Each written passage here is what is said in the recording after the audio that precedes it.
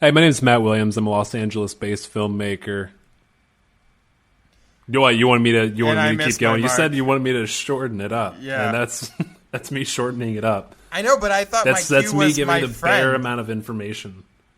Yeah, okay, but you didn't tell me what my cue was.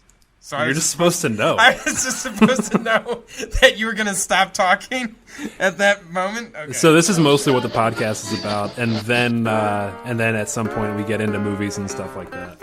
Enjoy Yeah, the I'm show. also from Chicago, if that matters. I don't know.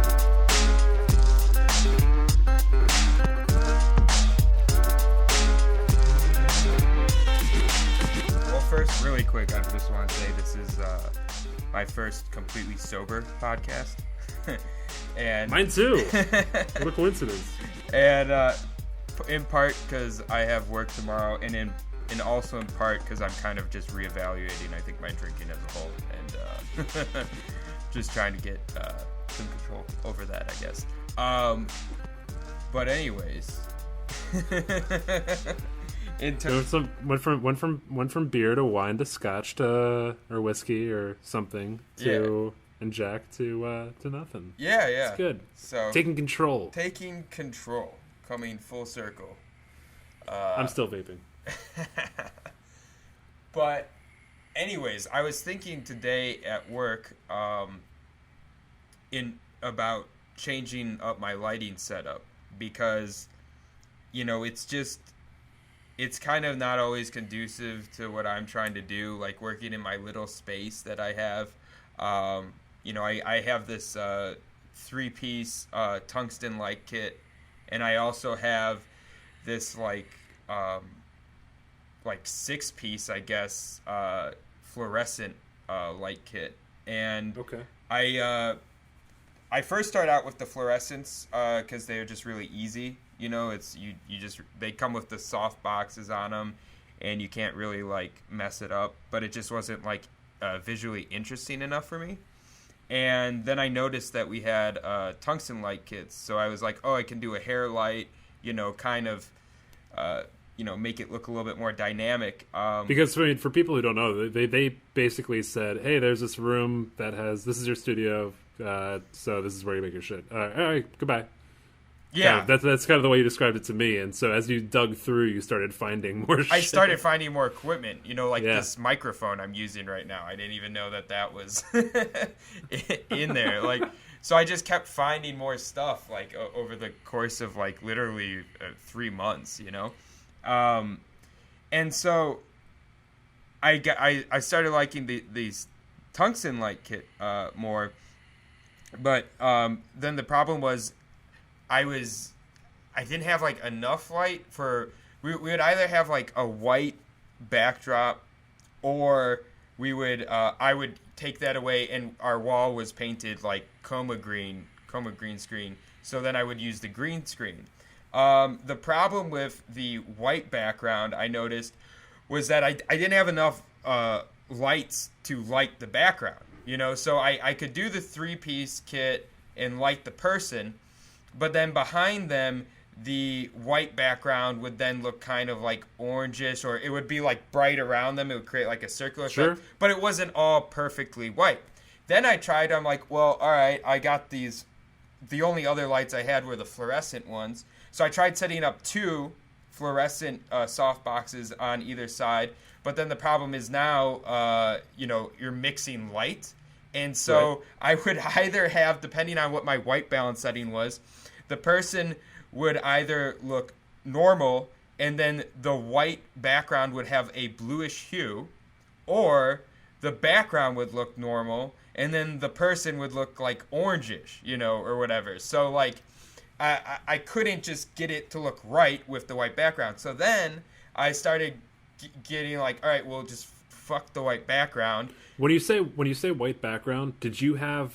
Are you talking about just was it a white wall, or do you have a roll of paper that comes down and everything? Yeah, it was a roll of paper. So then Okay. I rolled that up, and I started using the green because then it didn't matter so much with the different lighting. So then I was using the fluorescent lights to light that because I was just keying out the green anyways. So I didn't care exactly what it looked like.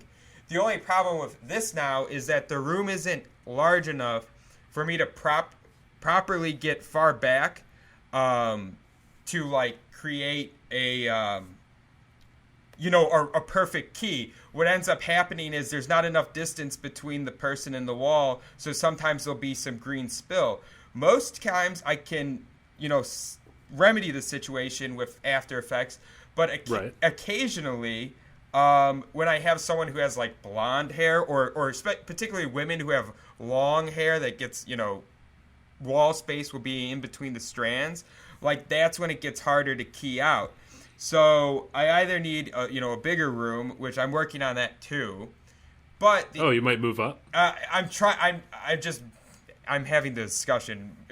Might is, that is even a strong word to use. I'm just trying to bring this into conversation at least. But anyways, so I was like, we need a more lights. So I was like, I should either get additional tungsten lights so that I can properly light the backdrop, not relying on the green screen, so that way we'll have the same lighting and everything. Or what I need to do is look into just getting a different kind of light kit entirely. One thing that I've seen two different sets of freelancers use before was that they had this kit that was like it was an LED kind of kit. Okay. And what I liked about it, like, 'cause I don't know, I've always been kind of mixed on LED lights, but I know that more and more people have seemed to be backing them, so I don't know what the verdict is now. But what I did like about them was that they had like different settings where you could change them to tungsten, to fluorescent, to daylight. And that way, depending on what environment you were in, you could adjust the lights. And I thought that was cool because I know that I've been in situations where I've had to deal with mixed lighting. Like if I'm lighting someone by a window, for example, then I got daylight coming in and on one end, and then I'm trying to use my tungsten light to balance out their face on the other end. And then it's just kind of like the one side of their face looks more whitish, and the other side looks more natural, and depending again on what I set the white balance to. And so I thought, well, that would be at least convenient. I don't know though if that's the best way to go because, like I said, lighting is probably the biggest area that I know the least about. So well, that's why I wanted to turn over to you since that is one of your stronger areas. Well, I mean, to preface everything, I mean, there's really kind of two ways to light something. I mean, either you're gonna light something so that it looks really fake, which is fine. And just because you light something and it looks fake, and when I say fake, what I mean is that you're looking at something that doesn't exist in reality. So it's white backdrop, everything's evenly lit. It looks very nice and perfect and all, and it's very flat. And so you can light something like that. There's no problem with that. That's totally fine. Or you can light something where it looks more natural. So, for instance, you're not going to be shooting on a white backdrop, and you can be shooting somebody when they're sitting at their desk and they're talking across their desk. And when you do that, you run into two different scenarios, because when you're trying to make everything look flat, white background, sort of like a infomercial type of white background drop, all flat lit and everything, you do need to have it's very helpful anyway to have lights that are going to be able to be evenly matched. And whether you evenly match them with gel going over top of it, whether it's CTS, CTO, or CTB, which is color tone blue, color tone orange, color tone straw, and then you hang that over the gel. If you do that, then you can be able to kind of match your colors differently. But if you decide, hey, you know what, I want to be able to shoot something so it looks natural. And the big thing that is selling right now, or the thing that is not selling right now, I guess I should say, is fake. Fake isn't selling right now. And what's communicating with people is honest and real. You know, nobody wants, like, when people are really open with themselves, that's something that people can kind of gravitate towards. And when people pretend to be, oh, ho, ho, you know, I'm so fucking special, and this is perfect, and I'm perfect, and you should listen to me because the way that I'm doing everything is just obviously all the right kinds of ways. And that's not really getting through to anybody, because now we're kind of in the age of understanding that nobody's perfect, everybody has flaws. Let me see you as you really are. And how does that communicate through lighting?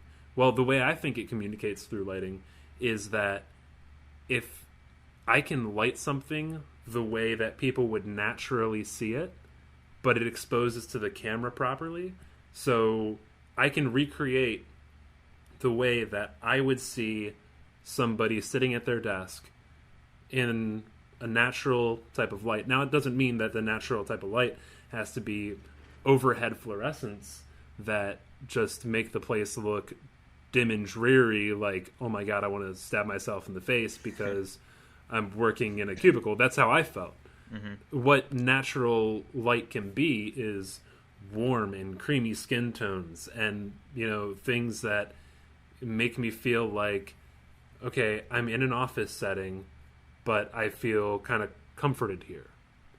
So to your your first point, you kind of got to decide what way you kind of want to go about something. So, I mean, if you decide that you want to go, we want white backgrounds, we want pristine, we want very flat light, and I'm breaking these down into these two sections, and there's many other sections that kind of fall in between this. But for sake of conversation, I'm just breaking it down into these two right now. And so you kind of got to decide, you know, what is your style going to be?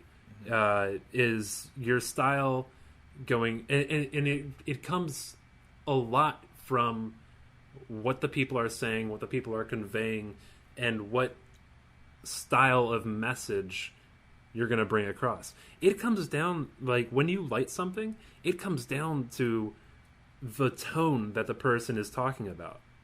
Yeah, I started watching the Netflix series Daredevil. Holy shit.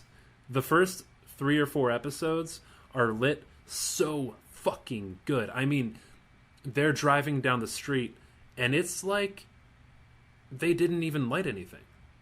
It's like if I'm sitting in a car and I'm looking, like, in the back of some SUV or something like that, and we got bench seating set up, so we're like, I'm looking across from somebody, I'm like, that's what it would actually look like to my eye. It doesn't look like, oh, they turned on a light, or I'm driving through a very well lit part of the city. Yeah. I'm driving through Times Square. Because a lot of times when you're watching something that is a driving scene and it's inside, it looks like from the inside of the car, and how you can see every little tiny crevice, and like there are shadows, but it doesn't feel like you're driving down the street. It feels like you're sitting in Times Square and the light's not moving.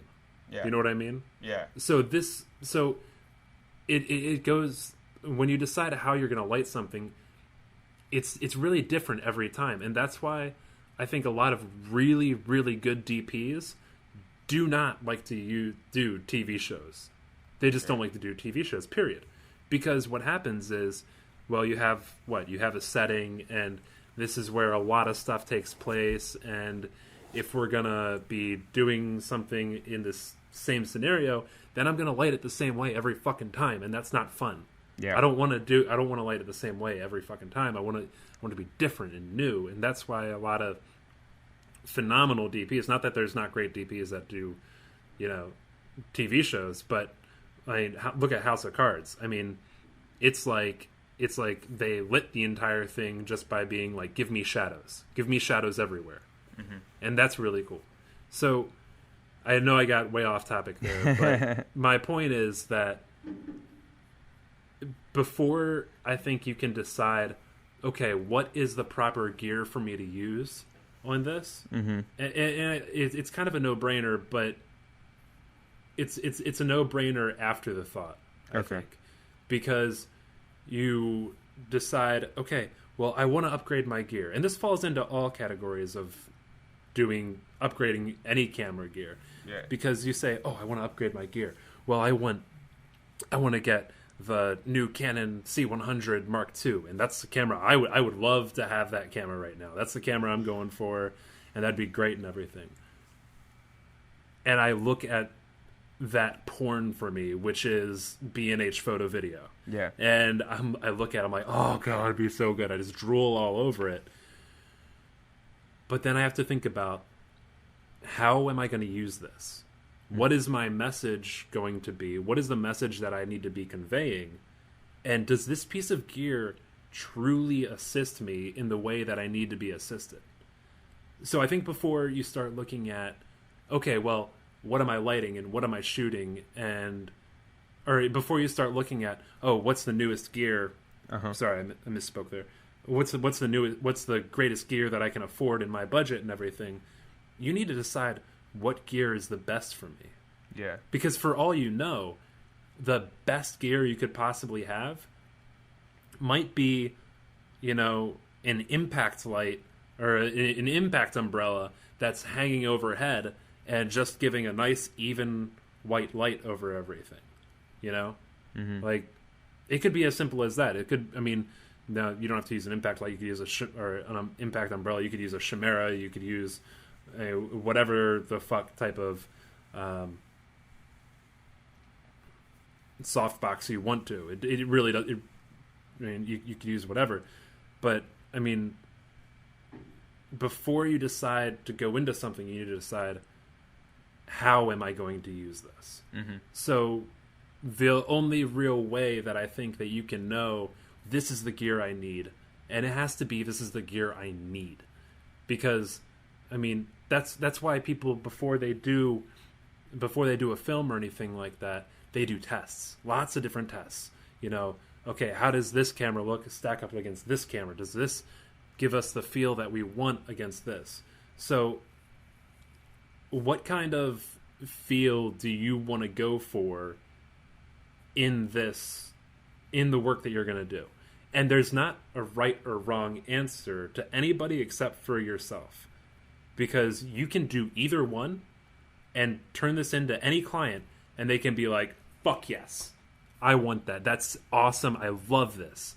But the way you light has to reflect the tone of everything that you're doing. So, can you use the same lights to give different tones and feels? Yes, you absolutely can.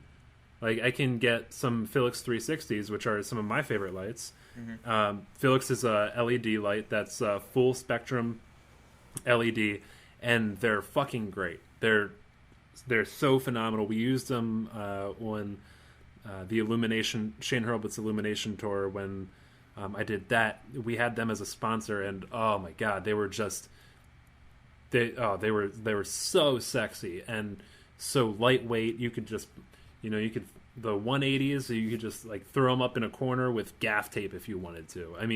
They would just stick anywhere you wanted to put them and all. They're so small and light, and the output of light on them was just phenomenal. The 180s at the time had I will say this really quick, because if I don't say it, it's going to bug the shit out of me.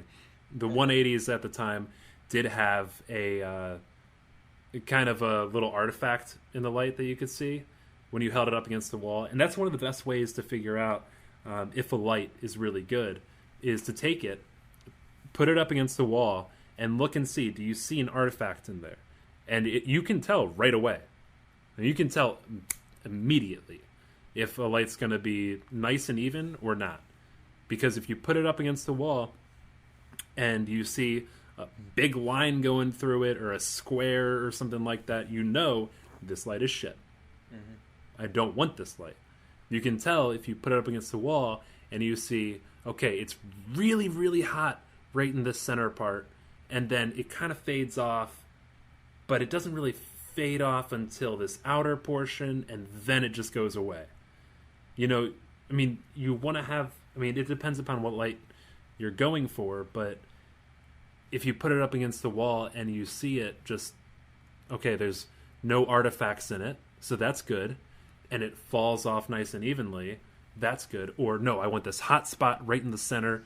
It depends upon what you're shooting for and what you're going for. So, so that I can stop talking for a second. How do you think you'd want to kind of approach this? Because remember, like I said, I mean, there's not a right or wrong answer, but there is, but it's only for you. Right. You could turn in either one, and they would like it. Right. Well, I mean, I guess if I knew for a fact that I would be getting the bigger space and soon, I would be more geared towards leaning towards something that, you know, would help me out with green screen lighting. But because it looks like I'm going to be stuck in that, like, small place, and again, this is for, you know, commercial work. This is, like, I'm talking about for my job, right? So because of that, it looks like I'm probably going to need something that I can use to nicely lit the person and the, like, I guess, white backdrop that will have to be behind them, because that's really, like, all I have to work with. Well, I mean, you know? Remember too, because when you say that too, I want to nicely light somebody. You can nicely light somebody with a hood lamp from Home Depot. Yeah. I mean, that's just something you can do. It's just a fact. You can do that. I mean, hood lamps are used on Hollywood sets all the time, whether it would be admitted or not. But they are, and they're simple to use. So, I mean, so what are you saying? Do you want to go more flat white, like just very infomercially type, or more of a real life kind of feel type of thing? I mean, I guess I would lean more towards the real life, you know, but the difficulty is, I guess you can't really do that if you're using a white backdrop, because no one exists in a white, you know, this isn't like the Matrix or that limbo of the Matrix, wherever he was, where the Colonel Sanders guy was, you know. He's not like... No, it's not, but I mean, so what do you do when you film the people in the white backdrop? Like, why and why is that required? Because, I mean, you are... What is your job title again there? Digital media specialist. Digital media specialist. Is this digital media? I mean, it turns into digital media. Fucking right it does. So you're the specialist. So you know this shit. Mm-hmm. I mean, maybe not the lighting portion as well as you want to, but you'll fucking get there. I mean, you'll learn your shit real quick. So what if, like... So what are these people talking about, you know, on the white backdrop? Just give me a scenario, like whatever. Well, since I work for a credit union, it's primarily financial education. You know, we try to, you know, I am in marketing, so we do it. There are, you know, kind of like commercials, but since we're a credit union instead of, like, you know, a big, like, bank, and we're really about the community and our members, you know, we don't even call them customers, we call them members. Right. So instead of just being like a totally, like, in your face, like, commercial, we try to more make it financial education, like, you know, to help the members better themselves in general. And then we also kind of add in, like, how our tools can help them. So it's like a hybrid between, like, a little, you know, 90-second educational experience that could benefit them, and then also, like, you know, selling ourselves too, I guess. But that's really the second part of the primary focus is financial education. Financial education. Okay. Yeah. So you can do something against a white backdrop. I mean, I don't know if you've watched Film Riot at all before, but that's how they started out. They started out doing a white backdrop. And they just teach a bunch of cinema type stuff. They started out doing, a whole bunch of DIY stuff and everything. And I haven't had caffeine for 3 weeks, and I just like slammed a cup of coffee, so I am on fucking edge right now. And it feels really fucking good. But the downfall of it is that I can't construct my thoughts as clearly as I'd like to because I'm so hyper right now. So wired. You're skipping over your thoughts, getting to the next one? I am a little bit. Yeah. All right, so it sounds like you were saying that you want to do a little mix of both, but what if is it impossible for you to say, hey, we've been doing these on white backdrops and everything, but I feel like, and tell me if this is wrong or not, because I don't know. Yeah. But I feel like there's an area in that kind of disconnects from people because it feels not real. And we want to feel family oriented. We want to feel community oriented. We want these people to kind of feel like they're sitting with us in a way, and we want to make it more personal. Would that be true? Yeah, that would be true. I guess it's one of the primary limitations is just the convenience and like where location wise.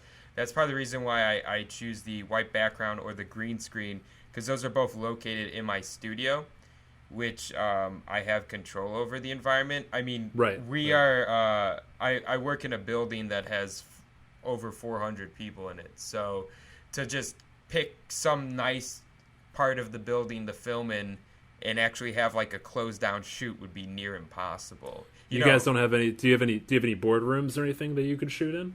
Conference rooms or anything like that? Yeah, we do. They're not always conducive towards setting up lighting equipment. Oh, sure. Because it's like usually the table and the chairs take up the majority of the room. There's one room that's really would be nice, and it's like the biggest room where there's actually space around the table, but that's like our board room, and I can't really get access to close that down. Sure. Sometimes we try to go outside when the weather's nice, and we will like go to locations and stuff like that, and I like doing that because also it gets me out of the building. But obviously, when you live in Chicago, you can't do that for every shoot. So. No, you can't, and then you have a lot of other factors in there, such as wind and other people talking and stuff like that, which you would have when you're shooting in, by somebody's desk or something like that. Because right now, I mean, I'm at a desk in a hotel room, yeah, and you and I are talking, but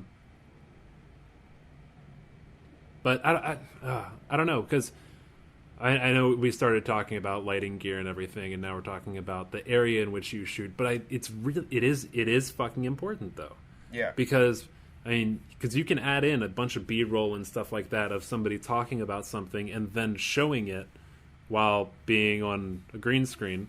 And you started working in doing a little bit of Cinema 4D and some After Effects stuff too, right? Yeah. I'm not Cinema 4D. I just kind of played around with a bit. Okay. I didn't have like the full software because the After Effects Creative Cloud comes with like a light. I think it's like Cinema 4D Lite, which it lets you do some things, but not the full thing. What's nice is it's fully integrated with After Effects, so you can actually work on a project in Cinema 4D and then bring it into After Effects, and when you change in Cinema 4D, it'll change in After Effects, and then you can even bring the After Effects then into Premiere, and so all three, it's almost like Inception with video editing software. They'll all work in tandem instead of having to like export the file, right, re-import it, so that's awesome, but I'm not an expert at that, but I'm getting pretty well at After Effects. Especially with like the green screen work. I now know how to do it. Like even when I'm not shooting in an ideal green screen environment, meaning again I have to deal with spill and those kind of things. Like I still know how to add in the post effects to make it look as good as it possibly can be given those circumstances. Right. The only reason I'm asking, and it doesn't really have to deal as much with lighting, but because changing the background to more of I don't know, some sort of office setting or something like that with a green screen could be some sort of option for you. But anyway, instead of just going straight white, because we were talking about, you know, making it feel more family, community connected type of feel. But no, it sounds like you got to go for the white background. Like that's kind of what you got to use. At least like for, you know, like I said, not for every shoot, because we do a lot of them. But there are going to be instances where like I can't have to worry about the location for every single video shoot that I got to do for the company. Otherwise, you know, that's what's nice about the white backdrop, or the green screen, is that even though it's not ideal, it's like I can just go into my studio. I know that I have it locked off, and I can roll. And, you know, when you're dealing with deadlines, you're working on 6 projects at a time, and then you also have to deal with other people's schedules. You know, I have certain people that have to appear in these videos, and I got to schedule them out. You know, it's just, then worrying about the location is just like another factor, you know, that would just slow down the workflow. Right. I'm pulling up some links, and I'll describe these links as I send them to you too. The first one here, I'm going to send over to you because this is going to be just as, if not more important than your lighting source itself. This is light grid cloth, and it's over at BH Photo Video. It's made by Roscoe, and the reason I bring this up is because if you're having any sort of trouble with evenly lighting your white backdrop, then this is something that's going to completely fucking resolve that. So what it is, I mean, you've got lots of different types of diffusion. Okay, and I mean, you have opal, you have white soft frost, you have full frost, there's tons of different diffusion. Light grid cloth is exactly what it sounds like. It's grid cloth, so there's a literal grid inside of it.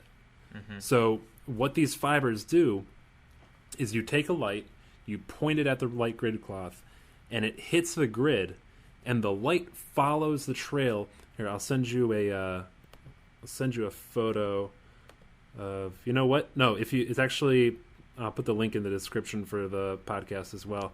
But if you click on the link there I sent to you, the photo of it, number 3032 filter light grid cloth, you can see the grids. Yeah, I see. So the light hits it, and it just spreads throughout the grid. Okay. So what happens now is the diffusion is no longer diffusion anymore. It now becomes your light source. So you can have this, you can pretty much spot in your lights as much as you want for the most part. I mean, nothing like super extreme, but you can really, for the most part, you can just spot in your lights so you get one dead center hard hit if you wanted to. It's not really recommended, but if you wanted to, you could. And it'll be, if you set this up as a 4 by in a 4 by then 4 by frame, what you can do, I really can't hold my thoughts together now that I got caffeine in me. I don't even know what you mean. This is how like non-versatile I am with lighting. Like when you said you can spot your lights, like what does that even mean? Sorry to backtrack. So no, that's cool. So you know how on the back of a lot of, we'll just use this because it's the most common brand. You know, on the back of area lights, on area Fresnel lights, like the 650s, the 300s, the 1Ks, and all those lights, you've got a knob on the back of it where if you turn it, it'll either go spot down to one hard spot that the light shoots to, or you can flood it out so that it spreads. I see. Okay, so you're talking about doing like hard versus soft. One hard spot. Yeah. One singular hard spot. If you spot this light all the way down, and it hits the grid, it's going to spread all the way throughout the grid, no matter where you point it on the 4x itself. And the 4x frame is just an aluminum frame that's got a baby pin sticking out of the bottom of it, and then you can just put it into a C-stand or whatever. So, or baby nylon, rather. So, that's the way that you're going to best be able to have that even light going across your green screen or across your white backdrop or whatever. So you set up your set up your person close to the camera as you can, with still having and far away from the backdrop as you possibly can. Okay. Yeah. Where it's still comfortable. You're not ruining your image or anything like that, but you want to have a good amount of space between your subject and their background, because you're going to have some light hitting them in the front. Yeah. You can't just have the lights just on the backdrop and that's it. Yeah. So you don't want to have shadows hitting the background. Right. And the closer you have your subject to the background, the harsher those shadows are going to be. Right. And it makes sense. Like if you look at a light, like do you have a desk lamp there right now? No, I don't. Okay. So, but you do have light coming down. So if you take your hand and you put it like 2 inches off the desk, shadow's really harsh, right? Mm-hmm. The more you lift it off, the softer that shadow gets until you can no longer even see it. Right. Okay. So it's the same exact principle here. Mm-hmm. The subject is your hand, and the backdrop is your table. So the further you move your subject away from the backdrop, the more flush it's going to be. And considering you're using the 5D Mark III, the more space you have back there, the more out of focus your backdrop is going to be, and the smoother white it's going to look. Right. So more creamy it's going to kind of look. But where do you stick this this grid thing? So the grid cloth goes. It's. So I'm going to say this, and then I'm going to retract it in a second. So hang with me for a minute. So the grid cloth on this, you're probably going to take some sort of flood lamp of some sort, and because I don't know all the gear that you have, and you're going to put it probably down low because you don't want it to be in the shot, and then get your light down on the ground. You put your grid cloth in front of it, your light grid cloth in front of it, and then it's shooting up at the background. And you do that on one side, and you do it on the other side, both pointing directly diagonal towards the white spot. And then you kind of balance them out to make sure that you're not going to get too much of a hot spot, but you don't want to get overlaying of one and then the other as well. You know what I'm saying? Yeah, I just don't know if my room as it stands is big enough to have, like, 2 things on each side and then not be behind the subject. That's the only thing I'm worried about, because, like, I'm limited in space, both from going that way, depth towards the backdrop, and then also the width of, the room on either side of the subject. So getting that stuff out of frame might prove to be difficult. Like, I mean, I even have difficulty alone with the 2 little, fluorescent soft boxes I use, which I imagine are smaller in width than, they have this grid sheet out, then in that case, that's just go ahead. Sorry. No, I was saying, so that would just be my only concern, would be the lack of room. Okay. So then, do you have any C-stands there? No, I don't actually. No? That's weird. Okay, then in that case, I would say that the light grid cloth is really damn good at its job. So I think what you would be able to do is, what kind of lights are you using right now to light your backdrop? Are you just using the soft boxes, or? Yeah, I'm just using the fluorescent soft boxes, one on each side, and then I'm using the tungsten and umbrellas for the person. Yeah. Okay. So whatever light that you have that you can So if you're using the soft boxes to light your backdrop right now, then I would say if you take a piece, because are you having trouble with keeping the background super even too? It sounded like you were saying that. Yeah, I mean, for the most part, especially with the white one, and yeah, there are some like hot spots on the when I use the green screen too. The white wall is the one I'm focused on because Yeah. the green screen you can kind of fuck around with a little bit, and Yeah. you can use your garbage mat to kind of get shit out of there that you're like, oh, this doesn't work, but I'll just do this and that'll work. Yeah. So the white wall is the one I want to talk about because white's going to be more noticeable than the green. Mm-hmm. So you're already using these soft boxes, so you got enough room to use those.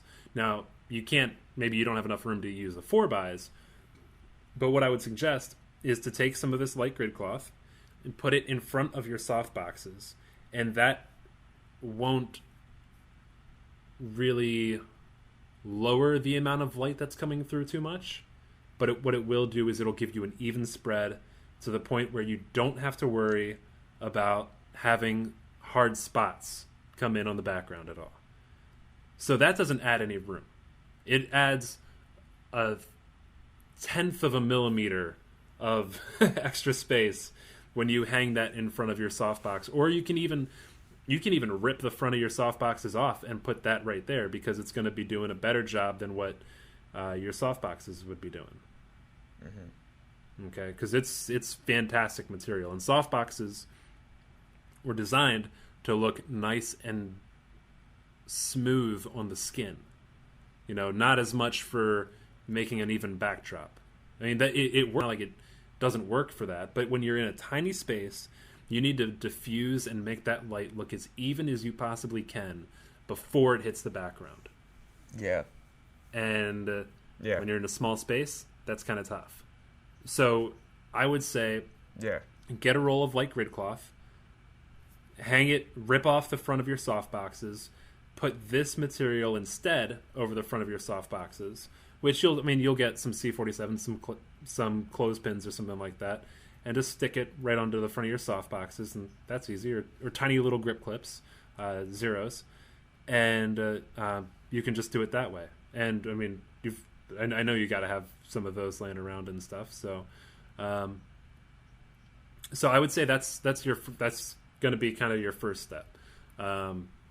Now you have those fluorescent bulbs in there, but if you want to change them out, if you want to say, okay, we're going to move away from fluorescent and we're going to move into something else, you kind of got to know your budget. By kind of, I mean you absolutely have to know your budget, because if you got, for what you're doing, from what it sounds like to me, if you got I would say 1, 2, 3 Kino tubes.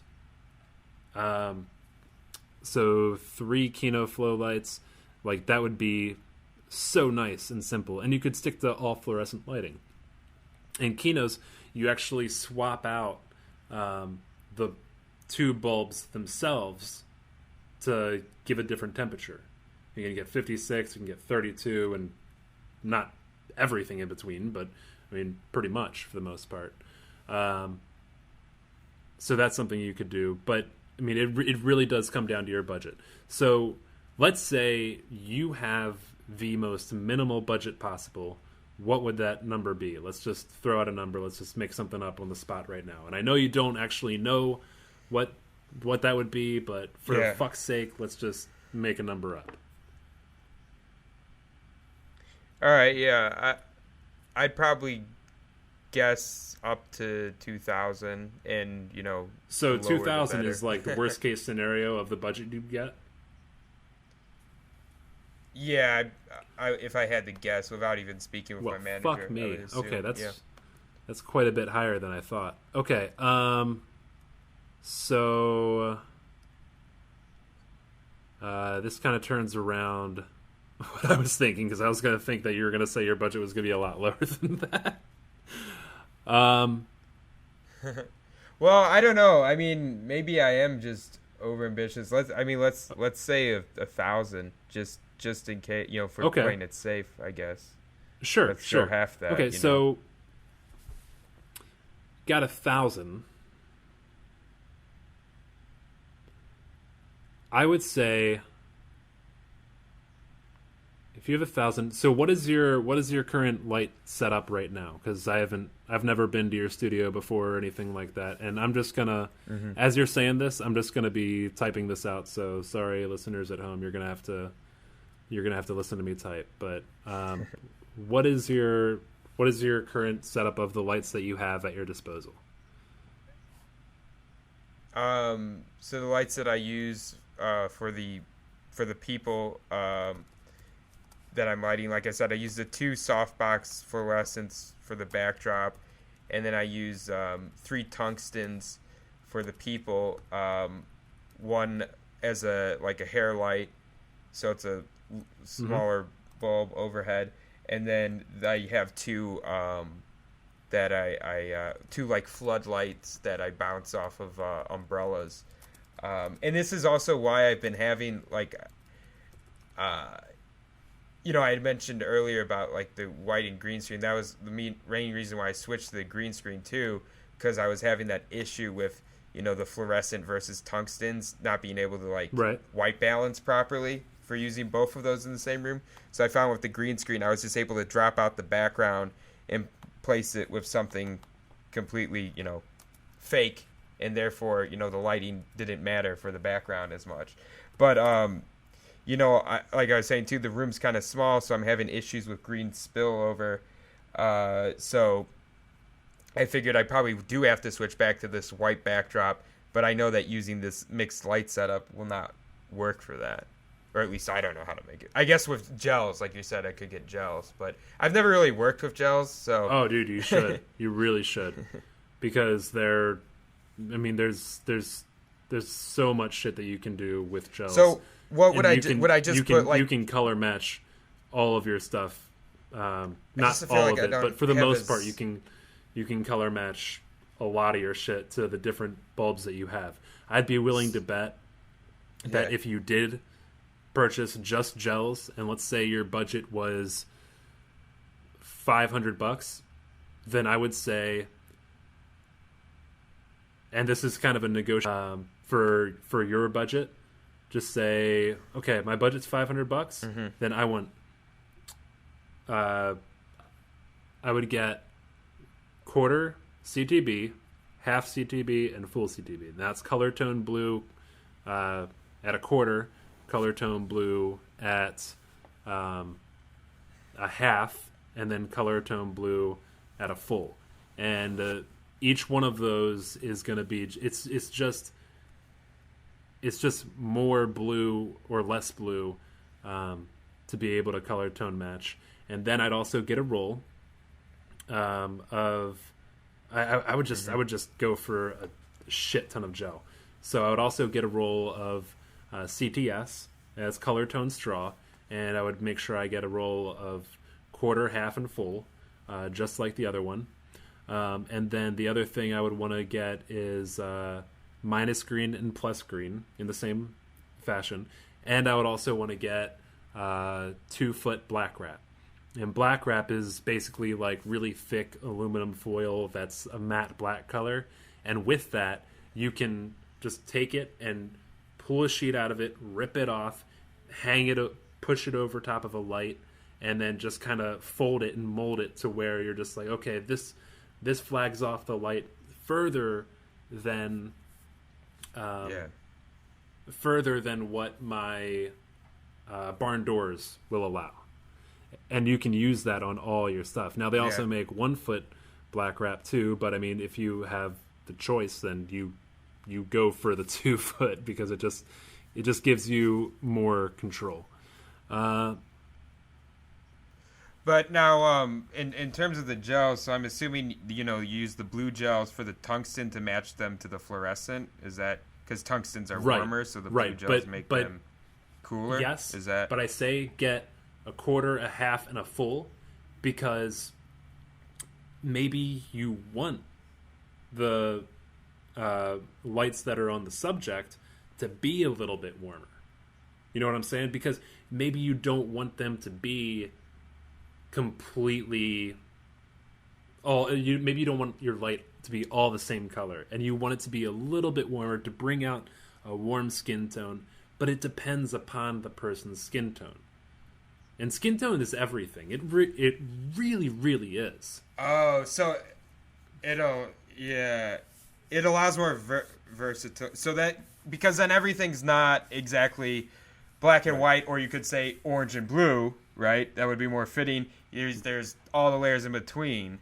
Because that's like right now, it's like I'm either white balancing for the fluorescence or for the tungstens, which are two extremes. But you're saying that there's actually a way to work in between them, everything, where it doesn't have to be all or nothing. It could be like halfway. All your colors run on a Kelvin scale. That's how color temperature is measured. It's all measured on a Kelvin scale.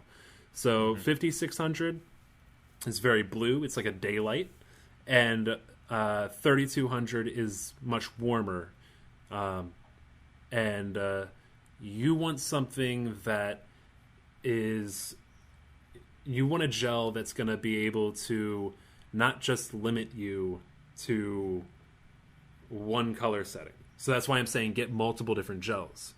Right. So is that also kind of what maybe, since I never really thought too much into lighting, is that something else that maybe when they look down as like what they call quote unquote flat lighting, it's not even just like even lighting, it's also even lighting of the exact same temperature? Yeah, because I mean that's the thing that I've been like going apeshit about with series Daredevil, is that they're using different color temperatures to be able to communicate different emotions, and that's something you'll see pretty rarely in Hollywood cinema, and even more rarely in TV shows. All right, so I think something that, I mean, I know we haven't talked about specific gear yet, but I think in this day and age of the latest, greatest everything, NAB stuff going on and all in Vegas, especially right now, everybody is so consumed with technology that technique is taking a back seat to technology. And I think it's really important to talk about all these things that we're talking about, because these are, I mean, gels and black wrap and, you know, positioning and scrims, and, you know, these are the basic tools of lighting that we're really just, a lot of people are just trying to say, right, but yeah, that's nice, but what can I buy that's going to fix it? No, right. You don't need to go buy anything else. So that, I mean, that's basically then what I was saying earlier when I saw those freelancers using those LED kits that change. Those are basically just gels then. That's really what they're just gels made in the lighting. You know, like where they're like kind of adjusting it with a switch. But actually it's even worse because they're just presets. So they can't even do like the half notches. It's just all or nothing. It's like, this is now tungsten, this is now fluorescent, this is now daylight. And it's like, it's kind of like having those white balance presets where you have tungsten, blah, blah, blah. That's exactly what it's like. Which I admit I do fault on that, because I still don't understand. I mean, I understand the basics of Kelvin reading, but I feel like I don't know. I gotta have more confidence. Like, I have an eye for shit. I know when shit looks blue. I know when shit looks orange. I gotta here's what you do. Here's what you do. If you want to start learning, and this applies for everybody, if you want to start learning your colors really well, really quickly, don't shoot in any more of the fucking pictures of the clouds or anything like that on your camera. Stop fucking doing that. Get your head out of the clouds. Ooh, that was, can't tell if that was corny or if that was just very sweet. And just switch over to straight up Kelvin. And when you switch to Kelvin, what you're going to be able to do, that's the little K, is you're going to be able to look at your LCD on the back of your camera, or if you have a DP7 or some other monitor or something like that. If you have a Dreamweaver, then I'm jealous of you and I don't want to talk about that anyway. But look at your monitor or your onboard monitor or whatever and say, does this look right? No? Well, then dial the color down. Yes? Great. Or if it's too cold or if it's too warm, then dial that number up. The only way that you actually know what a color temperature is if you have something like this. This is a light meter, but I said something like this because I don't have a color meter on me. And you would take a light meter, or you'd take a color meter, and it looks just like a regular light meter, and you just point it directly at the light you have, and then click it, and it'll tell you exactly what Kelvin you're at. So that's really the only way you'll know what those presets on those LEDs are, is if you actually meter the light itself. So it's just like a light meter. You just point it right there and click it, and you're good to go. Then you can know what your lighting is at, and then you can kind of go from there. So, yeah, I got a problem with a lot of... I know I said I wasn't going to go into gear very much, but I'm going to say this right now because I'm probably going to forget. The problem that I have with almost every LED that's been made is the fact that the color isn't that true. There are places where you can use it and you can get away with it so well. You can really get away with it so well. But there's, when you're looking at the color of something, sometimes there's not a way to describe why it looks so fake, or why it looks so real, or why it looks so natural. I mean, sure, maybe it's like, oh, these skin tones really come out, and you can see that there's some green in the skin a little bit, but I feel like that works because this is the matrix that we're shooting. Or, like, I feel like, or anything, I want this warm, creamy skin tone, and I'm getting these nice yellows and these nice oranges blending together on her cheek or his face or something like that, and that's what I want. And that's great. But with a lot of LEDs, they fall in between into these weird kelvins that the cameras see, and they're speaking two different languages. Because when you're shooting at a certain Kelvin and the light you're using is just, it's off a little bit, it just looks strange to the eye. Mm-hmm. That's why I never went with any fluorescent, or not fluorescent. Fluorescent, there's a ton of fluorescents out there that are great. But that's why I never went with any LEDs ever, and I said that I never would until I saw the Philips lights. And the difference with the Philips lights are the fact that they're the only full spectrum LED lights that are out on the market.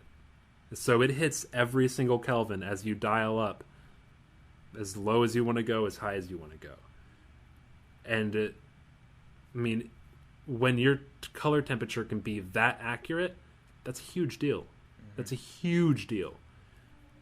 So there's a little talk about gear that I didn't want to do, but I had to do because I knew I'd forget about going on that rant. And I'm sorry, I know I'm just talking to you this entire time, Adam, and I'm sorry. So what's the next part of this whole lighting thing? We've decided, okay, we're going to use these lighting fixtures that you have. And I think I saw a picture of the lighting fixtures that you have before, and I think it's kind of multi-socket that holds like 5 different light bulbs or something like that, 5 different fluorescent light bulbs, and then it just shoots it right into the softbox, correct? Yeah, those are for the 2 fluorescents that I was using, like I said, when I first started working there, to light everything, but it didn't create enough like interesting, I guess, dynamic lighting for me because they were all the same lights. It was just like I had like 4 or 6 of the exact same soft boxes. So it's like, how can you get creative like that? I mean, I like, even though it's I feel like it's a simple thing that like a simple gimmick that is like trickery, or like, oh, that looks cool. Like to me is like the hair light thing where it's like, I know it's like simple, easy. I'm like, I like that. But like I like that a lot more than just the, no depth or anything. And I like making the people pop from the background. And I felt like I couldn't do that with the fluorescents. So that's why I switched to the tungstens. And then I'm like, shit, how am I going to light this backdrop now? You know, so that's then when I got the problem. So, I mean, the way that you make people pop is contrast. Now, it's contrast as far as, you know, the actual grade of the image. So, like the contrast of, all right, this person's blonde hair on a white backdrop, but I need to make this look contrasty, so I'm going to give her a hair light. But I can't do it with soft light. I have to do it with hard light because I'm lighting the backdrop with soft light. Mm-hmm. If I use a hard light hitting the back of her hair or the back of his head, then that hard light is going to give me something that's going to give me some contrast between the soft light there and the hard light hitting his or her head.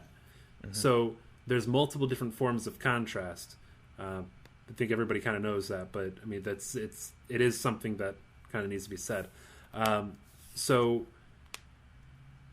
I mean, you might even just want to use that floodlight, you know, as a hair light, because why the fuck not? Now, it doesn't mean that you have to have it right fucking here and lighting their hair on fire. Yeah. But, I mean, you can have it down on the ground, pointing up, and throw a hood, or I don't know if you have barn doors for your camera or not. But you can block that light. That's another use for black wrap. You can wrap it underneath your camera lens, or paper tape or gaff tape. Put it underneath your camera lens to block that light from hitting your camera and giving you a flare. And that's a way you can, you know, kind of take care of that. But anyway, so I wanted to talk about lighting people. Mm-hmm. Because everybody's got a different face. You know, they did that Seinfeld episode about the Two-Face lady. Yeah. And it's like, every time that she's sitting in that booth, she looks gorgeous, but every time, like, over somewhere else, then she, you know, looks horrible. That's a real thing. That is a very real thing. And they did that by lighting her differently. Yes, they did. Yeah. Yes, they did. So what happened? Oh, they did her makeup differently, I'm sure. Too, yeah, sure. Probably put warts on her and stuff like that when she was in bad lighting, but not bad lighting, but just different lighting. So how do you figure out how to light somebody to make them look the best? Because obviously we always want to make somebody, when we're shooting somebody, we want to make them look the best they possibly can. Well, since everybody's face is different, you have to decide, first off, where are they best lit from? Okay, so the best way to do this, it's really simple, and it doesn't take much time at all. So let's say you have Janet walk into your studio. There's 400 people at your work, so I'm assuming there's somebody there named Janet. And she walks it, or at your building and all this. One of them is named Janet. So, damn, I am really over caffeinated. I'm sorry I keep saying that, but I haven't had coffee for 3 weeks, and like I didn't expect this much. So she walks into your studio. You've never met her before, and you need to figure out how are you going to light her. She says, "Okay, I've got a paragraph to say, and I've got 30 minutes to do this take." Okay, well, she's probably going to fob up the lines and stuff like that a couple times, so I need to make sure that I light her the way that she looks the best as quickly as I possibly can. Mm-hmm. So we start off with generics.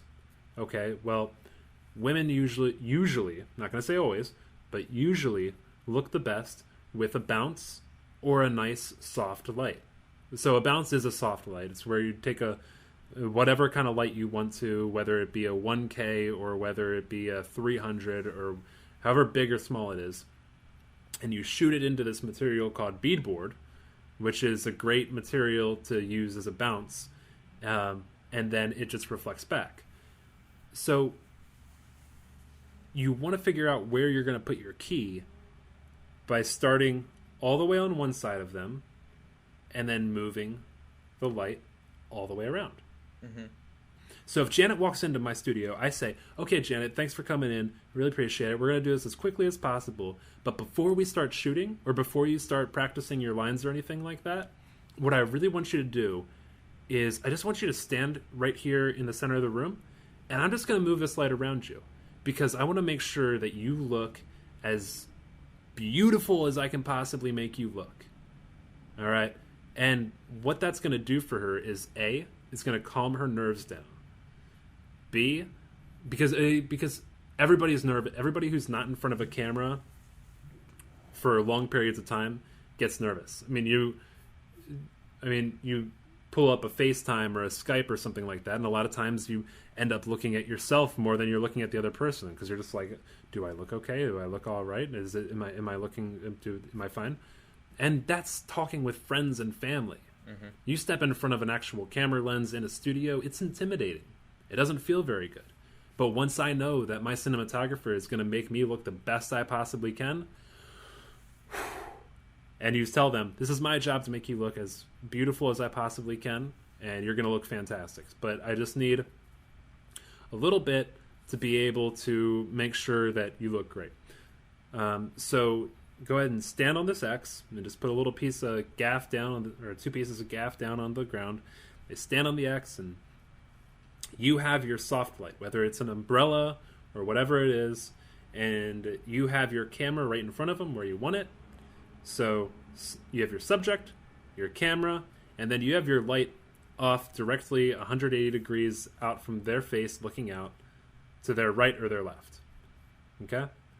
Now, you hit record on your camera, and you take the light, and you move the light from one side of them, pointing towards them, all the way around to this side. And then you stop recording. And then you tell Janet, okay, here's what I'm going to do. I'm going to go figure out the best spot to light you from. Just so you can get comfortable, why don't you practice saying your lines in front of like looking directly into the camera. Okay, just so you can kind of get comfortable. It's not recording or anything like that. And, you're not on the spot. Just get comfortable. So she's doing that now. So now what you can do is you can grab your camera while she's talking to it, and you can look at it. You can press play, and what you're watching for, you're pressing play, pause, play, pause, play, pause.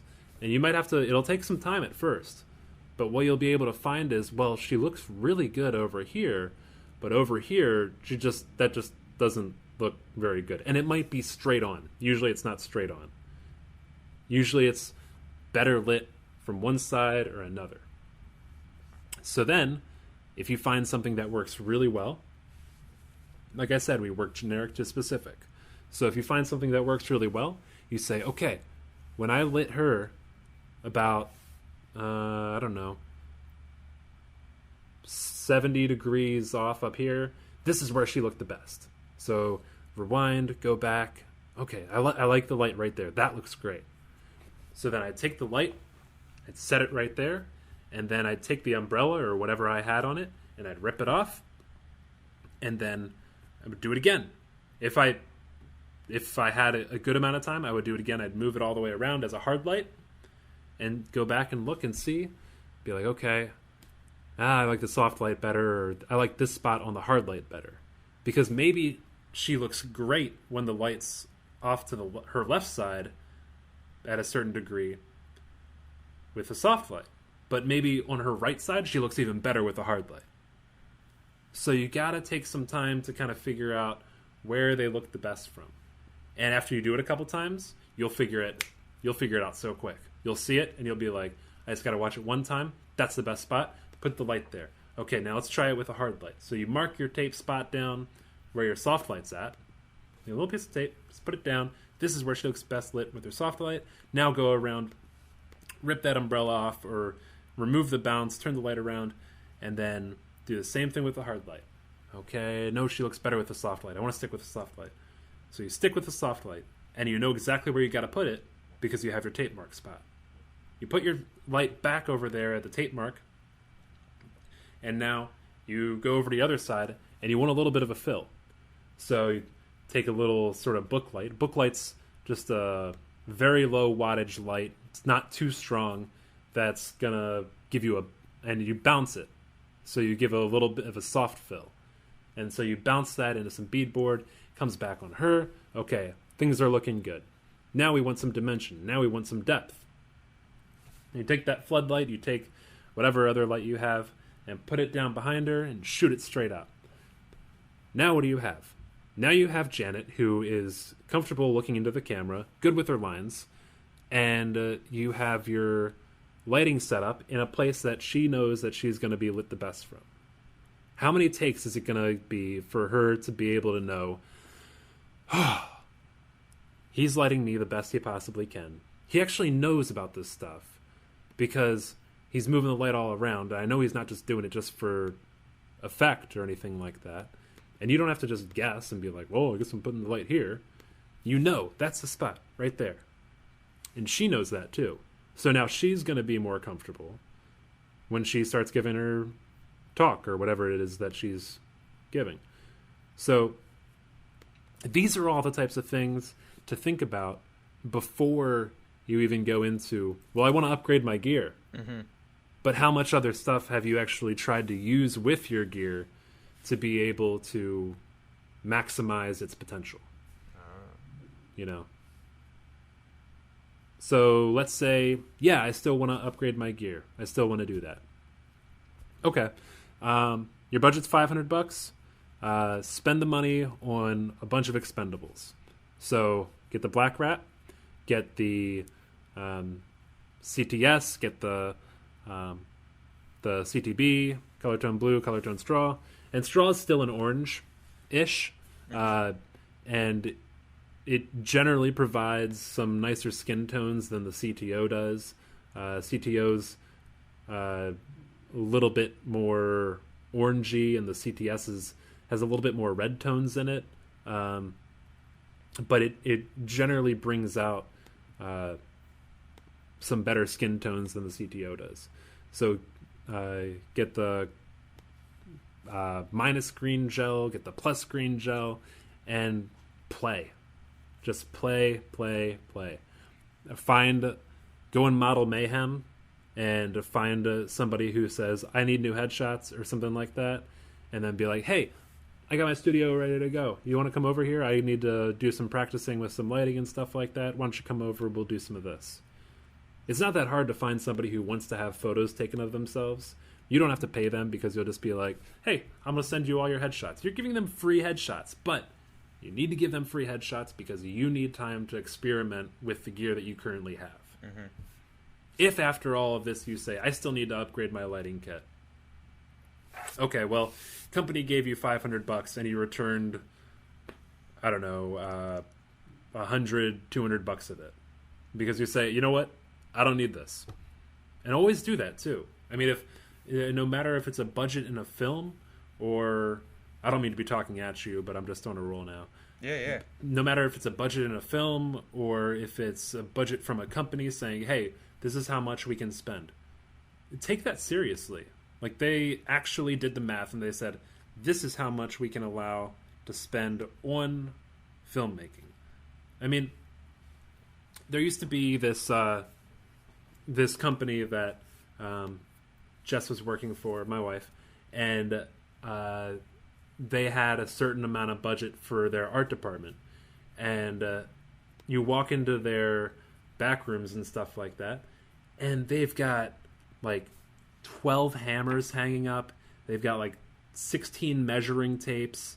I mean, you look around and it's like there's doubles, triples, quadruples of, and like exponential numbers of shit that you just don't need. My God, right. You have 3 people working here. Why do you have 9 tape measures? Well, it's because they would get to the end of the year and they'd be like, oh, this is what we got to fill out. This is how much money we have left to spend in the budget. And we don't want them to take our budget away. No, that's such backwards ass thinking. You never want to do something like that because you want the people who are giving you money to trust you.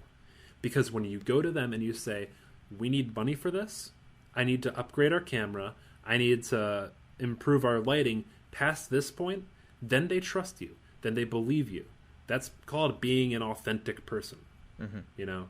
So just because they give you $500 doesn't mean, oh, okay, well, we got this and we have $200 left over, so what can we spend $200 on? You know? If there's nothing you really need, return the money. And they'll be so grateful for it, and it'll just kind of show through who you truly are.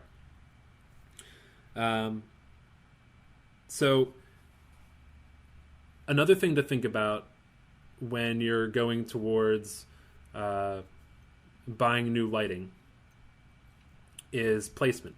Where are you going to be filming? You know?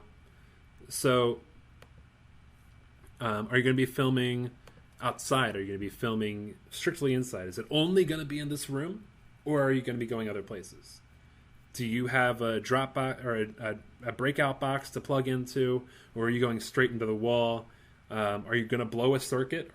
Is that something you're worried about? Because if you take two 650s and plug them into the same 30-volt circuit, you're really on the edge right there. And two 1Ks, forget about it.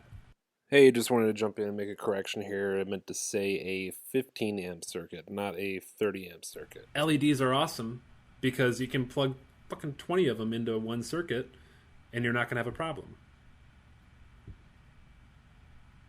So, no heat with LEDs, which is awesome. You have a very small power pool, which is great. The issue does come around is that if you want to get a pack that's going to be fantastic, you're gonna have to put out. You're gonna have to put out. So there's different companies that make some LEDs. I've mentioned Philips a couple times. They're pretty great. They're by pretty great, I mean they're insanely great. They have a few different kits, which you can see on B&H's website. They range from anywhere from about $2,500 all the way up to, I think it's $5,000 on there. I'm not sure where it's at right now. And it's called a travel kit, but you get soft boxes and you get lots of different stuff in there. And when you're going to be running around the office filming some stuff, and you're going to be, in the studio, I mean, you have full spectrum lights that you can dial in. Okay, these are what those lights are. I want this to match that. You can do that. You can dial it in to match that, and it's not a problem. So that's pretty huge. No, I mean, I guess just taking in everything that you've said kind of makes me reevaluate how I was looking at this, and I think I fall victim to, I think, what a lot of film geeks and maybe just like regular guys, in general fall into, which is like, I want to buy new gear or like the new next thing, like, let's like, how can we make this better? And, I never really thought of something as simple as like gels, which is really a road I haven't gone down at all and really am just plain ignorant to. And it really does make a lot of sense.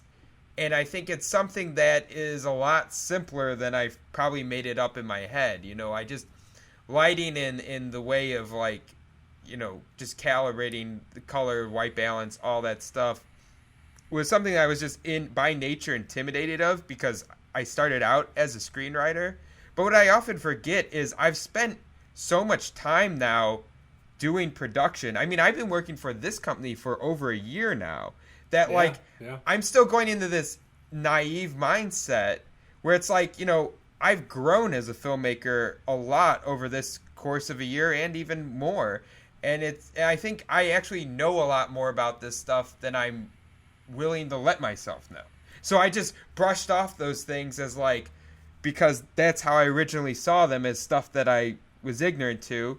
And now I really like I mean, I do a lot of color correction and I do it well. And it's like, if I can do it in post, why the fuck can't I do it in actual production? Isn't it harder to do it in post? I mean, what the fuck's wrong with me? So it's like, why don't I just fucking try getting gels? It makes I would sense. say, from the setup that you're talking about, with the budget that you have, if $2,500 is, or $2,000 is kind of the low tier of what you're expecting to pull through, if they're willing to upgrade your entire lighting kit and everything, and they're talking about putting that much money into it, then I would say that go for it. And you've got the green light to go ahead and upgrade your camera gear and everything. Mm-hmm. But if you buy all brand new lights and you don't buy any forms of light control, if you don't buy any gels, if you don't buy any black wrap, if you don't buy any diffusion or anything like that, then I think that is probably the more dangerous route to go. Mm-hmm. Because you haven't used what you have to its full potential. And I would say the best thing for you to do right now would be to go and pick up the gels, the diffusion, a bunch of C47s. And C47s are just little clothespins. That's all they are. It's really funny on set. It's a kind of an old joke to use, is to tell people, hey, or a new grip on set, hey, get me some C47s right away. And they're running all over the place. They're like, what's C47s? What is C40s? And they're just clothespins. That's all they are. But it's a kind of a term that's used kind of regularly, but one of the things that a lot of people don't really know about. Yeah, where did that originate from, anyways? C47s. It had something to do. What was it? Because I remember, like, I learned that in film school what those were, and then I would hear that later on set too, where people were like, "I need some C47s," and I was be like, "You douche!"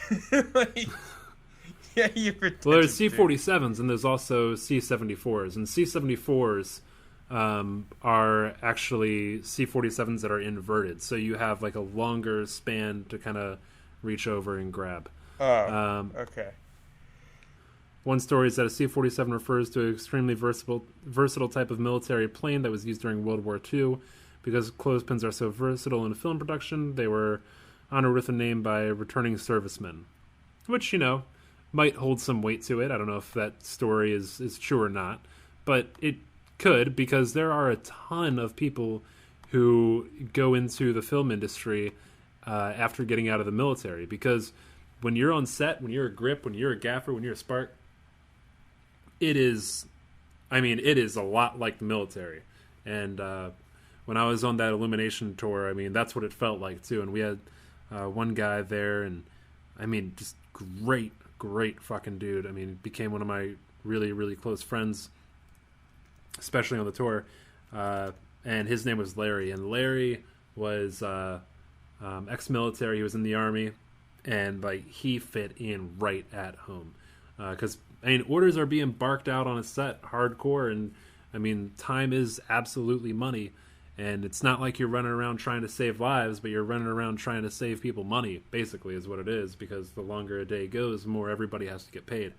And if you think about it this way too, because a lot of people kind of see that, and I, for one, was kind of guilty of this. I was like, man, you're just like one person, you're just waiting on one person, and you're getting so pissed off. Like, just hold on for a second. It's fine. Don't worry about it. But what you don't realize is, as long as that person takes, you're paying every single person on set to be there. Mm-hmm. So if one person's just kind of slowly moving their way over and slowly moving their way back, the joke on our set was you only run when you're on set. You don't walk. You only run. And that's kind of the joke was there because I mean it's always said, oh, walk on film sets. You never run on film sets because you get hurt and you're kind of fucked. No, safety out the window. We're going fast. That's how we do shit here. But no, that's what a C-47 is, and I would totally believe that's the origin of that. Now, where were we before? I totally lost track. I think we were wrapping like it was kind of like what I learned today is my my reflection about I guess what I was taking with the knowledge you bestowed upon me, and just kind of learning that we didn't need to use always go for the gear or the advanced gear, and that there's certain basics that you need, right? Like the gels, and you kind of rattled off everything. So if your company says we're going to give you $2,000, and you take that $2,000 and you spend it all on lights, and you don't use it on any lighting control, then you're really shooting yourself in the foot in more ways than one. In the first way, you're shooting yourself in the foot, and I'm just going to name 2 off right now, because you're killing your image. Because, I mean, you have no light control. All you have is your fucking barn doors, if you have them with whatever lights you decide to purchase. And your light's going all over the place. You don't have any black wrap to kind of control it. You don't have barn doors. You don't have a snoot to kind of just center the light or do whatever. You have no lighting control, but you have nice lights. So with that, you're kind of fucked. That doesn't do you any good. You don't want that. Other way it shoots yourself in the foot is if you get that and you have no lighting control, then you're not gonna become better as I guess your role is really to be. You're not going to become better as a DP because all you're going to do is you're going to be like, take this light, point it that way. Maybe you can, if you get some Fresnel bulbs and everything, maybe you can spot the light in a little bit more or flood it out. That's the only control you're really going to have. But if you take the exact same gear you have right now, and there's one thing I'm going to add on to this. I know I've said this a couple times. You take the exact same gear you have right now, and you get a bunch of different gels, just a fucking plethora of gels. But I would start off with just color tone blue, quarter, half, and full. Color tone straw, quarter, half, and full. Black wrap, white soft frost, or half soft frost, and that's a lot like light grid cloth, except it doesn't spread the light perfectly evenly. But it does give more of a smooth tone to the face. And I would also get the light grid cloth. If they have money left, and then, well, hold on that. And then I would definitely say, if you have the opportunity to, get 2 C-stands. Because C-stands are going to give you a lot more control to be able to put things exactly where you want them, to be able to boom lights out overhead a lot easier than the equipment that comes with low budget impact lights and things like that. But then, I mean, if you get all that type of stuff, the huge thing is going to be if you pick up a color meter. A color meter, when you have a bunch of different lights, it's just huge. It really, really is. And I mean, they run super expensive and they run not expensive at all. Well, not expensive at all. I mean, like, you can pick them up for like $400 or $500. But if you tell them, hey, all I want is lighting control, I think that's your best way to go. I really do. Because that's going to teach you so much more than just getting new lights and saying that's going to fix the problem, and then you're going to have one less problem than you do right now from wanting to upgrade your gear, and that want to upgrade your gear is going to be replaced but whether the want is by you or by your company, and that want is going to be immediately replaced with I have no fucking control, and you're going to get 9 more problems because of that. You know what I'm saying? Yeah. No, it makes sense. Yeah. So, for everybody who's listening, I will put links to all the stuff I'm telling Adam about in the description. So it is going to be a long-ass description in the show notes and everything. But if you're interested in upgrading your own lighting kit and stuff like that, be sure to check out lighting control stuff before you do any major upgrades. You were saying, too, like, people want to upgrade gear.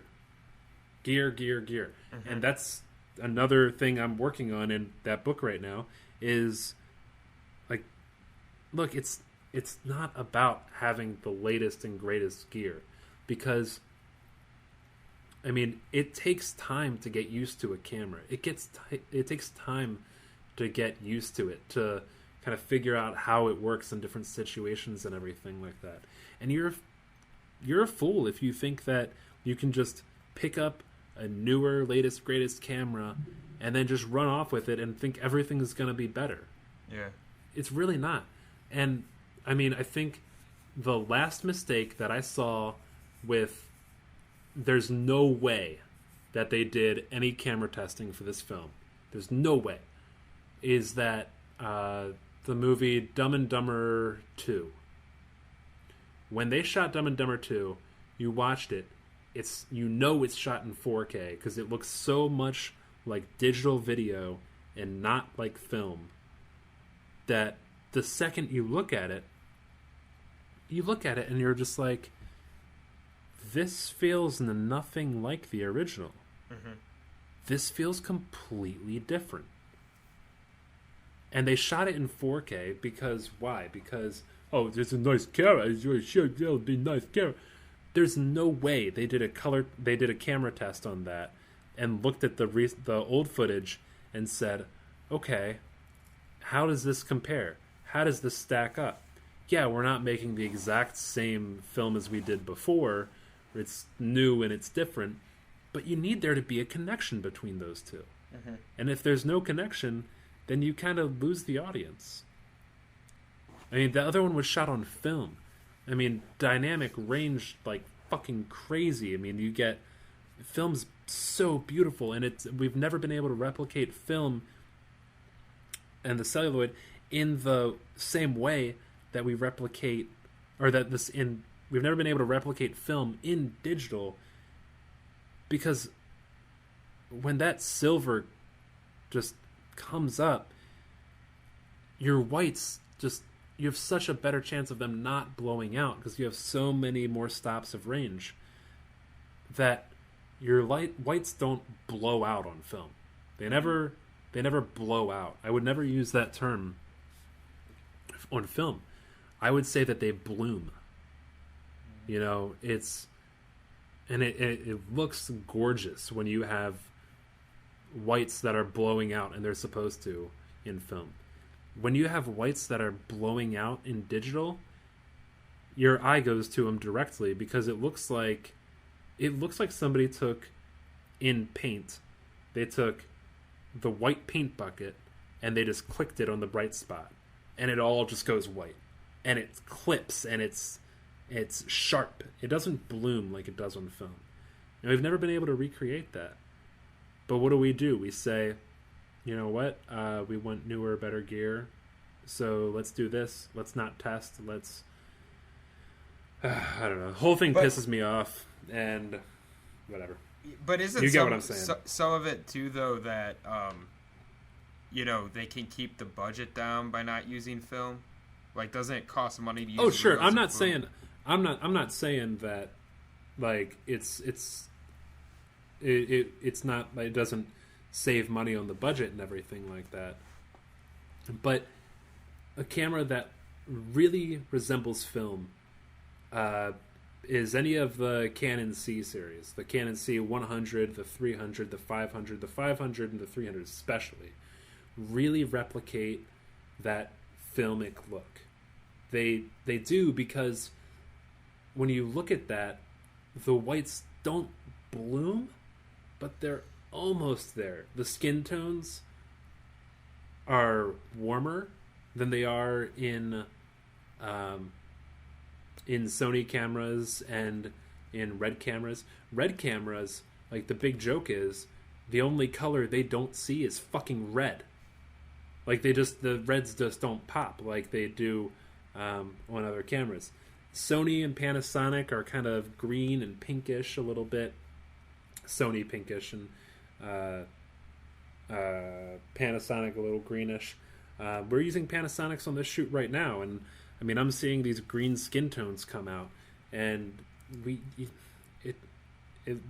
just looks wrong. It does, but it depends upon what you're shooting in. Again, it's all about, you got to think first about, what am I shooting and why am I shooting it, and what look do I want to go for. Mm-hmm. If we do a camera test and we'd stack up a bunch of different cameras, then we'd have an idea of, okay, with these lights and with this kind of setup and all, and this backdrop, this camera gives us a much better perspective and a much better idea. But like I said, we're filming presentations, and unfortunately, nobody gives a damn that much, except for me, because I'm super nitpicky about this stuff now, about exactly how the image looks. It's about the resolution. It's about the megapixel. It's about the go fuck yourself. It's not about the go fuck yourself, but I just want to say that because I'm pissed off. So yes, digital, does it keep the cost down? Absolutely it does. I mean, it keeps the cost down in post-production. It keeps the cost down in pre-production, from when you're testing and everything and you're trying to figure out what films you want to use. You don't have to do that. You can just use the different cameras. It keeps the cost down in transportation, you know. And it keeps digital definitely keeps the cost down a lot more than film does. But there are, and we haven't been able to replicate film exactly, but there are cameras that come closer. That's all I'm trying to say. Yeah. You know what's interesting too, in terms of different cameras, I've heard of people use, a variety of cameras depending on what look they're going for and all that. But normally when it comes to like DSLRs, like, so you're taking out like the reds and, a lot of like the ultra high def cameras. I'm just talking about like regular like 1080p DSLRs. Pretty much I always hear people talk about using Canon and, predominantly the 5D Mark III, occasionally 7Ds, whatever, depending on the budget. But I usually hear the name Canon dropped. And what's interesting, I was recently at a shoot for work where I had to go to Minneapolis. And so we needed to use a freelancer because I wasn't going to bring all my gear. Like, I mean, I still brought my camera, but, like, I wasn't going to bring the lights and all that stuff. And so I was more acting director. By the way, I'm just going to jump in really quick. Yeah. There are Felix travel packs that all fit into a small carry-on Pelican case where you can bring the entire lighting kit with you. Oh. Just throwing it out there. Cool. Okay, cool. go ahead.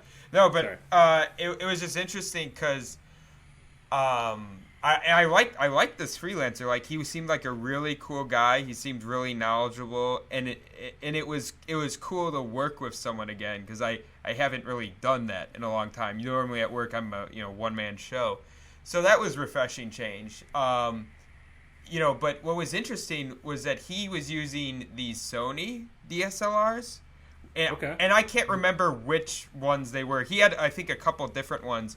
But probably the A7S was in there. Yeah, maybe. And I got the footage quality. I mean, it looks good. I'm not. But what was just interesting was that, that was the first time I met someone who was using a Sony DSLRs. And I remember something that another friend of mine told me a while ago when he was kind of justifying using Canons when I didn't know much about cameras, but I'm like, I don't know which way to go. And as he was telling me, he's like, look, here's the thing, right? Like, you can get a good Nikon camera, you can get a good, like, whatever camera, but when you show up to shoots, right, if you're working with other crews and stuff, a lot of people are using Canons. So it's like, that's the way to go. I mean, not just because everyone's doing it, but, if all things being equal, right? If quality being equal is like, then why wouldn't you use what, is going to shoot same format or be same everything and just get that same, look than using cameras that might not that might look good in their own right, but if you're using multi cameras, may not match up correctly. So I was just curious, like, what are your thoughts on going outside of Canons for DSLRs and also in terms of like worrying about if you had to work on shoots with other freelancers, is that something to be hesitant of venturing off into a different brand? Yeah, I mean, it's definitely something to be hesitant about if everyone's just showing up with their own cameras and everything, because I mean, testing is so important. Mm-hmm. It's really, really important. But a lot of things come into that too, like the budget. Sonic GH4 is one of the big cameras to kind of come out right now, and it's been out for a little while. But I mean, it's I think B&H has it for about like $1,500, and that's pretty damn cheap as far as 4K cameras go. And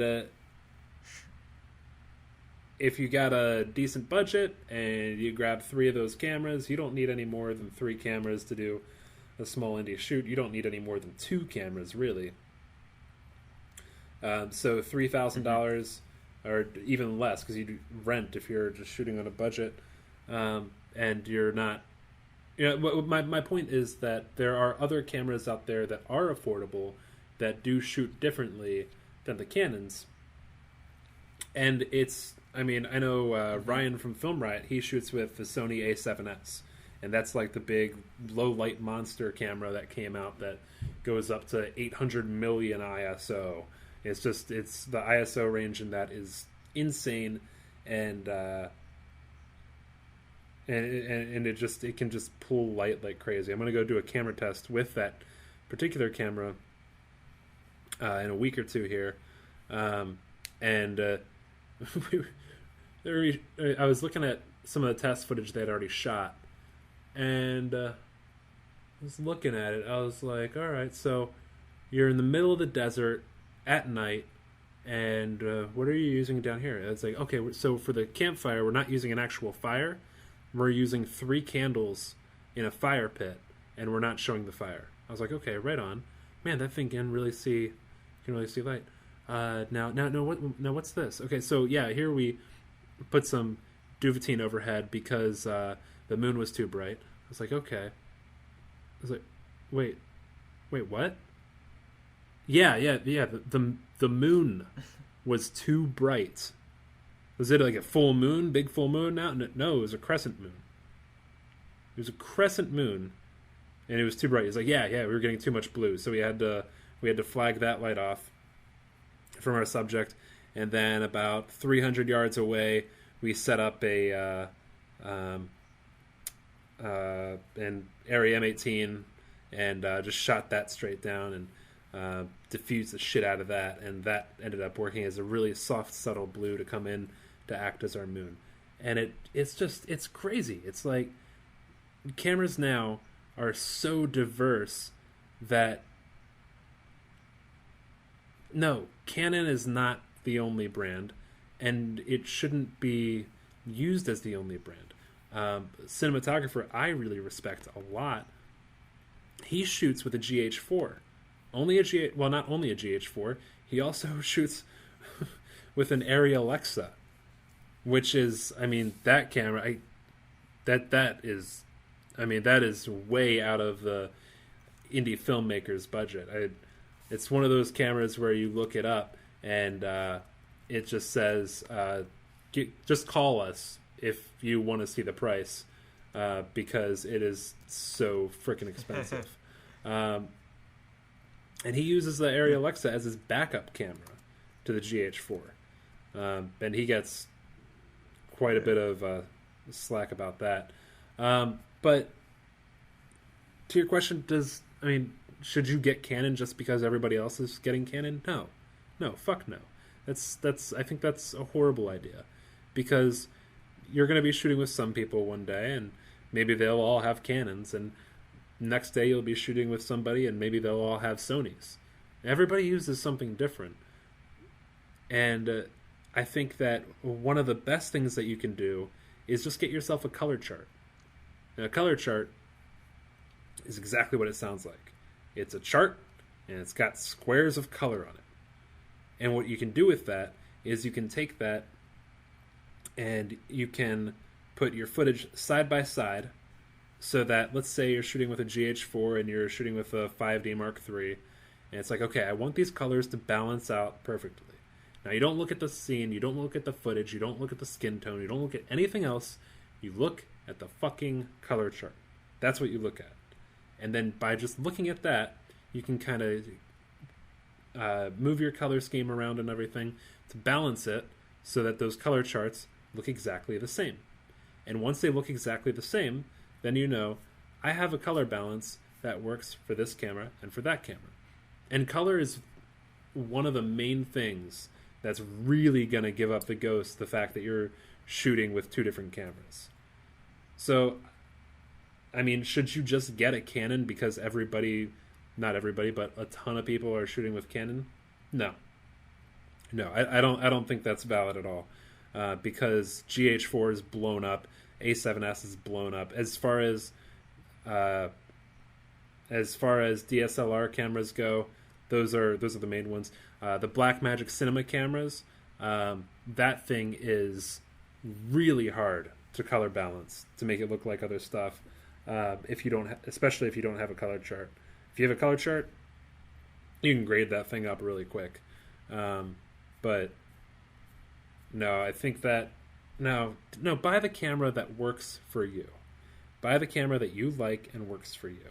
And if that means that if you're really serious about it, then go ahead and go to some rental site or something like that.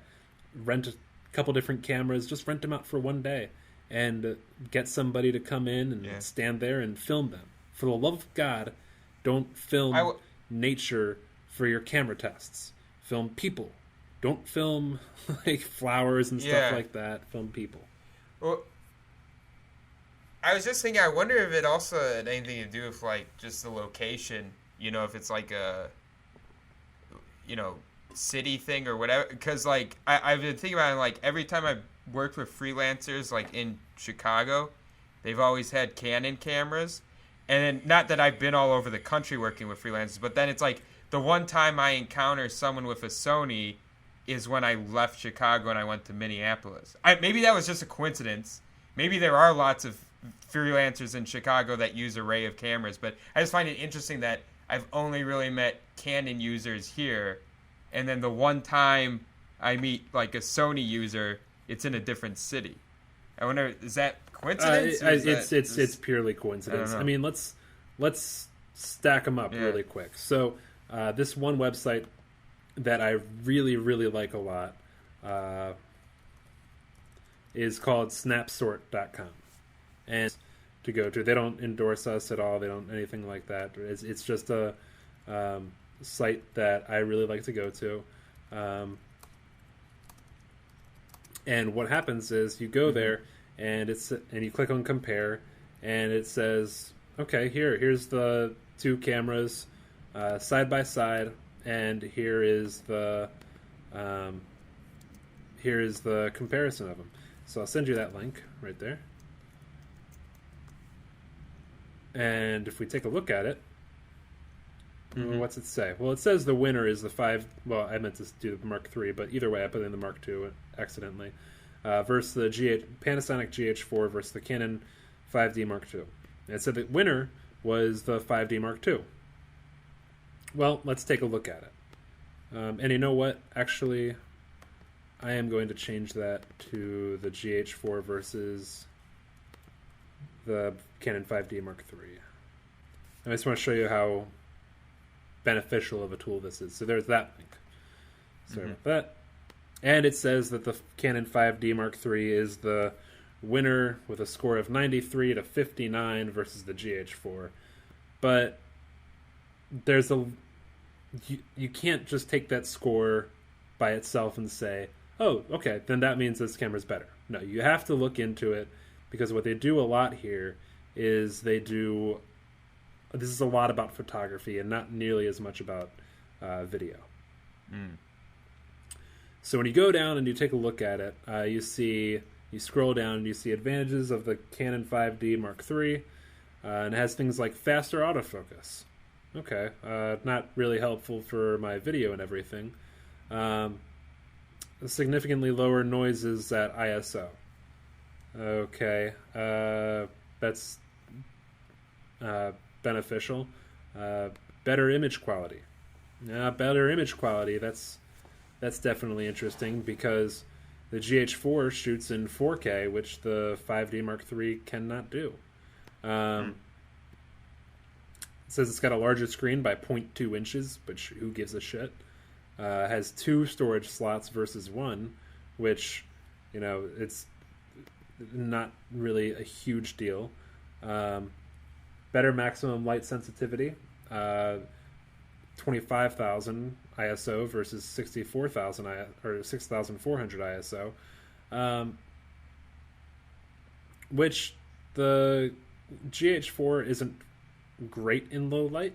It actually, I've done tests with it before, and I didn't think it was great in low light, so that's definitely a win for the Mark III. Better color depth by 0.8 bits, and slightly thinner by 0.3 inches. So, I mean, you look at all this stuff and the reasons why, and this CMOS sensor versus the live MOS sensor. So you look at all the reasons as to why the 5D Mark III is better, but then you look at something like the price point. The 5D Mark III is running at $2,500 or $2,500, and the GH4 is running at $1,200. So I could probably get 2 GH4s that are secondhand for the same price that I could get a 5D Mark III at. How does that impact me? How does that impact my budget? And I mean, you can look up photos that have been taken with the GH4, and they look phenomenal. The GH4 really does some fantastic photos. But is it worth the price difference? That's a big thing that it comes down to with filmmakers who are kind of in our area. So, I mean, are there more Canons or more Panasonics in one area or another? Well, of course there are. But should you base your camera purchase off of that? No. Because, I mean, just because everybody else makes the wrong choice doesn't mean that you should make the wrong choice too. And I'm not saying go with one or go with the other, because everybody has to decide that for themselves. Yeah, I was just going to say, are you saying that Canon's the wrong choice now? No, I'm not. Yeah, no, I know. You're right, it's dependent on the shooter. It depends upon, I wouldn't say it depends upon the shooter. I don't think it depends upon the shooter at all. What you're shooting? What's that? Well, no, because you wouldn't get a different camera for each shoot, right? I mean, unless you had a lot of money. Well, that's why you. So what does it depend on then? That's where the school of thought comes in, that you rent cameras and you buy lenses. That's kind of the school of thought out here in Los Angeles, anyway, that people kind of talk up a lot. But what if you find the camera that really fits your style? Then that's what I'm going to use. I found one of my favorite setups that I could possibly get, and I've been rocking it for a long time now. And it's the Canon 5D Mark II with a 1960s Nikon lens with a Nikon to Canon adapter on it. And I really, really like that setup a lot. Now, does that work for everything that I shoot and use? Well, it has to, because that's what I have, and I have to make it work. Are there better options out there for me to use in certain shoots versus others? Yes, there are. But for the most part, the 5D Mark II with that lens is my favorite setup that I use pretty much all the time because that's what I like. That's what I'm kind of biased towards for the most part. And there's nothing wrong with being biased when you're talking about the look that you like. You know, now I'm going to be switching up at some point soon to the C100, which still doesn't shoot in 60 frames per second, which pisses me off. But I don't think it's worth extra $1,500 to switch up to the C100 Mark II when there's a lot of benefits of the Mark II. But you know, I'd rather just spend $3,000 and get a really nice camera, really nice cinema camera. And that's going to be another transition, a transition from DSLR to a proper cinema camera. Yeah. So no, look at footage online because the true independent filmmaker, their real camera tests of what they can afford is to go online and look at ungraded footage of different cameras. So you can actually see what comes out of that. After people grade images and everything, or grade the image and all, then you don't know what it originally shot at, and they could have fucked it up, or they could have taken it over to some place and got it very professionally done, and you'll never be able to get your image to look as good as that one because they've got people who have been doing this their entire life, that they came out of their mother practicing Da Vinci. So, I mean, look up stuff online to figure out what camera you like. There are tons of tests that show one camera versus another, but try not to go off of the tests by saying, well, this flower looks better here, this tree looks better here. Go off of skin tone. What's it look like on people? You know, unless you're shooting a documentary about flowers and trees and that's all you're going to be shooting, figure out what looks best on people, because skin tones give everything away. I think skin tones and the way the whites fall off. So those are the two main things I'd look for when switching up cameras.